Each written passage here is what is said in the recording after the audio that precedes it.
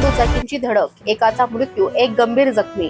कोपरगाव तालुक्यातील धारणगाव रोडवर मुर्शदपूर फाट्याच्या पुढे नरोडे वस्ती परिसरात आज रविवार दिनांक 16 ऑगस्ट रोजी दुपारी सुमारे 3 वाजण्याच्या सुमारास दोन दुचाकींची समोरासमोर धडक होऊन अपघात झाला. या अपघातात बाळासाहेब दामू घुमरे वय 55 राहणार सांगवी तालुका सिन्नर यांचा मृत्यू झाला असून अनिल खाजेकर वय 45 राहणार कोळपेवाडी हे गंभीर जखमी झाले आहेत. प्राथमिक माहितीनुसार दोघेही दुचाकीवरून प्रवास करत असताना नरोडे वस्ती परिसरात त्यांच्या दुचाकींची समोरासमोर धडक झाली. अपघातानंतर दोघांनाही तातडीने रुग्णालयात नेण्यात आले. घटनेची माहिती मिळताच कोपरगाव तालुका पोलिसांनी घटनास्थळी पोहोचून प्राथमिक माहिती घेतली. बाळासाहेब घुमरे यांना अमित खोकले यांच्या रुग्णवाहिकेतून कोपरगाव ग्रामीण रुग्णालयात नेण्यात आले, मात्र त्यांचा मृत्यू झाल्याचे सांगण्यात आले.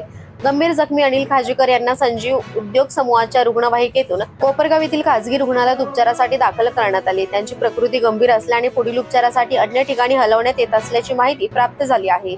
या अपघाताबाबत कोपरगाव तालुका पोलिसांकडून पुढील कार्यवाही व तपास सुरू असून अपघाताचे नेमके कारण तपासानंतर स्पष्ट होणार आहे.